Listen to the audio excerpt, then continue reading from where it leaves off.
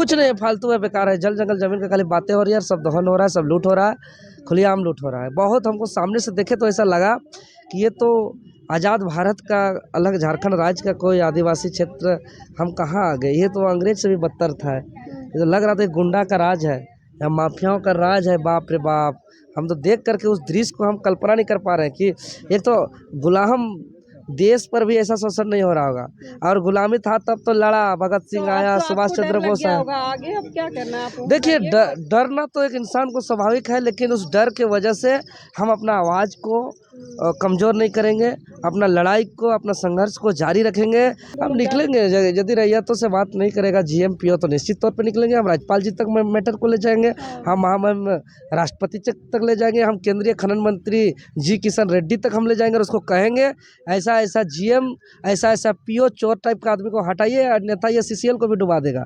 इसलिए डुबाएगा, 100 गाड़ी कोयला निकल रहा है तो मुश्किल से 10 गाड़ी सीसीएल का निकल रहा है, बाकी 90 गाड़ी कोई और निकाल रहा है, तो कोयला तो यहाँ से खत्म हो रहा है ना। हाँ नमस्कार। लातेहार झारखंड का एक जिला है जहाँ पर ओपन माइनिंग होती है और वहीं पे पानी भर गया था जो जलाशय बना हुआ था पूरी तरीके से, और ग्रामीण इलाकों के बच्चे शहर में पढ़ाई करते थे और अभी गर्मी छुट्टी में वो गांव गए हुए थे। उसी दरमियान तीनों भाई बहन नहाने के लिए वहाँ पे गए थे और उनकी दर्दनाक मौत हो जाती है।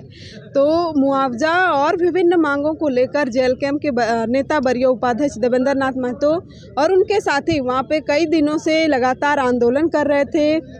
माइनिंग जहाँ पे होती है उसके गेट पर तो प्रशासन क्या करती है कि कल शाम को इनको डिटेन कर लेती है और इनके साथ ही कई अन्य लोगों को भी उठा लेती है और आज लगभग 11-12 घंटे के बाद उनको रिलीज करती है।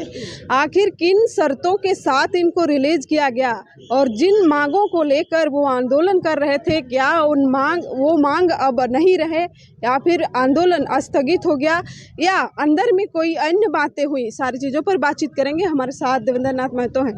दादा, आप आंदोलन कर रहे थे जनहित में, आपको पुलिस किन कारणों से डिटेन की और अंदर में क्या बातें हुई प्रशासन से? क्या सेटिंग गेटिंग जिस तरीके से बातें सामने आती है वो तो नहीं हुई? नहीं, देखिए, सेटिंग गेटिंग का कोई बात नहीं है। वहाँ पे सेटिंग गेटिंग क्यों बात होगा? वहाँ का स्थानीय लोग थे, वहाँ के ग्रामीण थे, हम लोग साथ सहयोग में थे। अरे अंदर में तो हमको हमरा तो आंदोलन से दबाने के लिए हमको अंदर ले जाया गया, हमारे साथियों को जेल भी भेज दिया गया। अच्छा, पूरा बताइए तो क्यों हुआ? देखिए, आपको डिटेन क्यों किया? देखिए, एक्चुअल में जो 3 बच्चों का मौत का जिक्र किए वो सभी एक ही परिवार से थे, आदिवासी परिवार से थे। वो बालूमाथ थाना लातेहार जिला का आरा निवासी द्वारिका गंजू के 3 वर्षीय आर्यन और 6 वर्षीय दीपिका, 9 वर्षीय माही, तीनों का, सभी बच्चों का एक साथ मौत हो गया। यह बहुत ही मर्माहत घटना है। वही ग्रामीण हमको संपर्क किए कि इस तरह ऐसा ऐसा घटना घटा, थोड़ा सा आइए। तो हम लोग गए। हम जाने के बाद तो हम तो उस एरिया कभी जानते भी नहीं थे, देखे भी नहीं थे। जब गए तो उन लोग बताया कि हम लोग प्रोजेक्ट का जीएम से, पीओ ऑफिसर से बात करने का हम लोग प्रयास किए, लेकिन हम लोग से बात नहीं कर रहे हैं, आप एक बार प्रयास करिए। हम लोग प्रयास किया, हम लोग से भी बात नहीं किया। अगर बात होता तो आंदोलन में इतना उपद्रव नहीं होता। हम लोग वार्ता का प्रयास के बाद वो बोला कि ऑफिस आइए, ऑफिस गए, वहाँ से भाग गया। फिर हम लोग उसको ग्रामीण कहे कि संचालन को ठप करना होगा, माइनिंग संचालन को बंद करना होगा। फिर हम लोग सभी ग्रामीण मिल करके वहाँ 2 दिनों तक ठप कर दिए। तब आदमी सोचने लगा, अरे इस माइनिंग को कैसे कोई ठप कर दे रहे हैं? यहाँ आने से लोग डरते हैं, कदम रखने से डरते हैं। ये कौन जिगरा का लड़का है, कौन पागल लड़का है? इसको जान का खतरा का डर है कि नहीं है? यहाँ गोली से बात होता है, बंदूक से बात होता है। यहाँ इस प्रवृत्ति के लोग होते हैं और जो भी सुनता है वहाँ का एक डर पैदा होता है, जो उस क्षेत्र को जानता है। जब सोचिए कि ये पूरा आंदोलन 2 दिनों तक चला और हमारा मांग वार्ता था, और वार्ता के तहत जो हमारा मांग था कि प्रकरण का पूरा जांच किया जाए और हत्या के आरोप से उन पर कानूनी कार्रवाई किया जाए, और जहाँ पे खनन हो रहा है पूरा गांव पर खनन होना है, उनको आज नहीं तो कल वहाँ रिप्लेसमेंट करना है, तो वहाँ उनको पुनर्वास किया जाए और वहाँ विकास किया जाए, रोजगार दिया जाए, स्वास्थ्य और हॉस्पिटल का सुविधा दिया जाए, यही सब बात करना था। लेकिन वार्ता ही नहीं किए। वार्ता करने से, संवाद करने से तो समाधान होता, लेकिन वार्ता करके समाधान करने से अच्छा उसको किस गुंडा प्रवृत्ति और माफिया प्रवृत्ति का जीएम और पीओ है कि वो पुलिस को बुलाया, लाठी डंडा गोली बारूद बल का प्रयोग किया, वहाँ आंदोलन को कुचला, हिरासत में लिया, मेरे 4 साथियों को जेल भेजा। 4 साथियों को जेल भेज दिया। जी बिल्कुल जेल भेज दिया। वो भी सोचिए कितना आश्चर्य की बात है। एक पप्पू यादव जो हमारे छात्र आंदोलन में हमारे साथ रहते थे, हमको बहुत चाहते हैं, उनका घर वही आसपास था, तो वो आंदोलन स्थल में गए नहीं थे। लेकिन जब खबरें चली कि हमारा हिरासत में ले लिया है तो कौन थाना में है पता लगाने के लिए पूछताछ में गया था, जो कि आंदोलन स्थल में नहीं गया था, लेकिन पूछताछ में गया, उसको पकड़ करके चलान करके जेल भेज दिया। सूरज जी जो साथ आंदोलन कर रहे थे, लेकिन आंदोलन से उसको डिटेन नहीं किया था, वहाँ से हिरासत में नहीं लिया था। जब उनको पूछने लगा यहाँ सब कोई कि भाई वो कहाँ है, आपके साथ था, किस थाना में है, आप थोड़ा पता लगाइए, तो वो थाना पूछताछ के लिए गया कि देवेंद्र नाथ महतो कहाँ है। जैसे ही पूछने गया उसको भी पकड़ करके चलान कर दिया। उसी प्रकार कुल 4 लोगों को किया है अभी तक। एक राम प्रसाद जी हैं और एक प्रदीप जी है, टोटल 4 गोई को। तो आपको अभी रिलीज कर दिया, क्या शर्त क्या दिया वो? शर्त यही दिया कि आप केंद्र सरकार का जो खनन हो रहा है, सरकारी संपत्ति को आप रोक नहीं सकते हैं, आप ठप नहीं कर सकते, उस क्षेत्र में आपको भ्रमण नहीं करना है, मूवमेंट नहीं करना है, अच्छा, आपको इधर दिखाई नहीं पड़ना है, आप निकल जाइए सीधे रांची। पूरी तरीके से मतलब आंदोलन रद्द करना है। आंदोलन रद्द नहीं, हम तो निकल करके यही बोले, चूँकि अभी कानूनन प्रक्रिया से हमारे साथियों को रिहा भी कराना है। उसके बाद हम वहाँ भी आग्रह किए, यहाँ आपके चैनल से अभी भी यहाँ फिर से आग्रह कर रहे हैं, ये प्रोजेक्ट का जीएम से, मगध प्रोजेक्ट का, और पीओ से, एसपी महोदय से, कि एक समय तिथि स्थान तय किया जाए और रैयतों से वार्ता किया जाए, और रैयत का बात करके उनका जो समस्या है, जो नियम के तहत, नियम जो कहता है, जो विस्थापन नीति जो कहता है, उसके आधार पे उसको न्याय किया जाए। ये हम समय के लिए उनको आग्रह किए हैं। अगर ये नहीं करेंगे तो फिर हम लोग को तो आंदोलन करना होगा, लेकिन रणनीति बनाना होगा। चूँकि गांव के लोग को बहुत डराया गया है, बहुत धमकाया गया है। वहाँ कोई मीडिया नहीं जाता है डर से, वहाँ कोई प्रेस रिपोर्टर नहीं जाता है डर से, वहाँ तो आतंक है। क्या हुआ कि आपको छोड़ दिया, कहाँ से प्रेशर बना और आपको? देखिए, एक तो चूँकि हमको पहले वहीं से डिटेन किया था, ये लोग तो खोजने के क्रम में इन लोग को किया गया, और शायद इसमें हमारे जो केंद्रीय अध्यक्ष जी हैं वो रात में ही एसपी महोदय को फ़ोन किए, बोले कि अगर कुछ हुआ इनको सुबह तक में उनको रिहा नहीं करेंगे तो जेल भरो आंदोलन करेंगे, और भी तरह का। विधायक जी संपर्क किए थे मतलब एसपी से? हाँ, लेकिन वो सबको लिए बोले थे।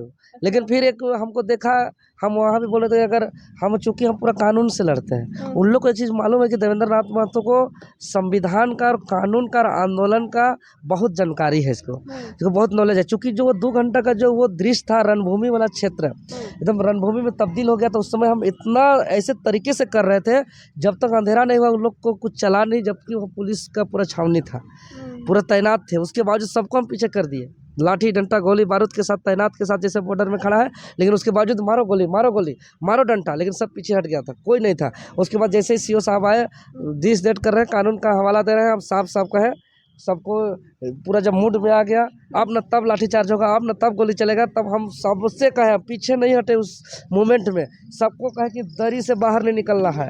और हम ऐलान किए कि हम लोग निहत्थे हैं, हम लोग के हाथ में कोई हथियार नहीं है, हम लोग ऐसा कोई अपशब्द वाला नारा नहीं लगाए हैं, किसी के खिलाफ नारा नहीं लगाए हैं, हम लोग कोई आगजनी या उपद्रव या कुछ ऐसा हम लोग काम नहीं किए हैं जो कानून पे हाथ में हो। हम लोग सिर्फ और सिर्फ वार्ता के लिए आग्रह कर रहे हैं, रैयतों का नियम के तहत उनको अधिकार की मांग को लेकर के। अगर आप निहत्थे को, निर्दोष को, शांतिपूर्ण आंदोलन को, और इसके लिए आपको परमिशन का नहीं है, क्योंकि हमारा फंडामेंटल राइट है, ये तो हमारा मौलिक अधिकार है, इसमें तो किसी का परमिशन का ज़रूरत है नहीं।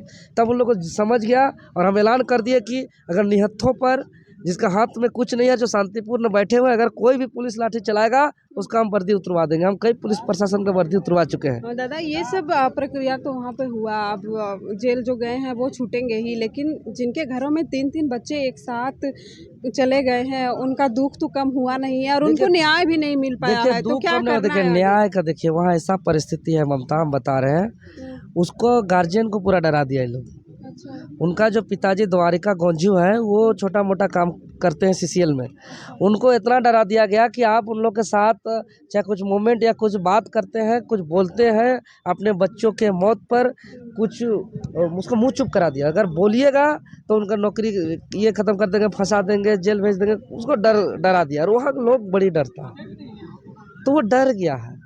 तो ये जल जंगल जमीन की बात करने वाले कुछ नहीं, फालतू है, बेकार है। जल जंगल जमीन का खाली बातें हो रही है, सब दहन हो रहा है, सब लूट हो रहा है, खुलेआम लूट हो रहा है। बहुत हमको सामने से देखे तो ऐसा लगा कि ये तो आज़ाद भारत का अलग झारखंड राज्य का कोई आदिवासी क्षेत्र हम कहाँ आ गए, ये तो अंग्रेज से भी बदतर था। ये तो लग रहा था गुंडा का राज है या माफियाओं का राज है। बाप रे बाप, हम तो देख करके उस दृश्य को हम कल्पना नहीं कर पा रहे हैं कि एक तो गुलाम देश पर भी ऐसा शोषण नहीं हो रहा होगा, और गुलामी था तब तो लड़ा, भगत सिंह आया, सुभाष चंद्र बोस आया। आगे अब क्या करना है आपको? देखिए डरना तो एक इंसान को स्वाभाविक है, लेकिन उस डर के वजह से हम अपना आवाज़ को कमज़ोर नहीं करेंगे, अपना लड़ाई को, अपना संघर्ष को जारी रखेंगे। और हम वहाँ भी ऐलान करके आए थे कि हम इस सर को घर में रख करके कफन कमर में बांध करके हम जान ही लेंगे कि या तो हम यहाँ मर सकते हैं, इनकाउंटर हो सकता है, मेरे ऊपर गोली चल सकता है, हमरा मार के मुड़ा सकता है। यही सोच के साथ हम निकलेंगे। तो अब पूरा मजबूती के साथ फिर से हम आंदोलन निकलेंगे। यदि रैयतों से बात नहीं करेगा GM PO तो निश्चित तौर पे निकलेंगे। हम राज्यपाल जी तक मैटर को ले जाएंगे, हम राष्ट्रपति तक ले जाएंगे, हम केंद्रीय खनन मंत्री जी किशन रेड्डी तक हम ले जाएंगे और उसको कहेंगे ऐसा ऐसा GM, ऐसा ऐसा PO चोर टाइप का आदमी को हटाइए, अन्यथा ये CCL को भी डुबा देगा। इसलिए डुबाएगा, 100 गाड़ी कोयला निकल रहा है तो मुश्किल से 10 गाड़ी CCL का निकल रहा है, बाकी 90 गाड़ी कोई और निकाल रहा है। तो कोयला तो यहाँ से खत्म हो रहा है ना। जब CCL टेंडर लिया है, जितना कोयला है उतना कोड़ना है, और CCL के जगह कोई और निकालेगा, इधर कोयला भी खत्म हो गया तो कोयला तो CCL घाटा में जाएगा, फिर उसका कर्मियों का वेतन तक नहीं मिलेगा, फिर तो लोन लेना पड़ेगा। चल रहा है वो ताबड़तोड़ प्रशासन भी माने चल, किनके इशारे पर काम कर रही है वहाँ? ये अपना हिसाब बैठाया है। तो माफिया लोग को नहीं चल रहा नहीं, माफिया लोग सब मिली भगत है, सब मिली भगत है। हाँ सब मिली भगत है।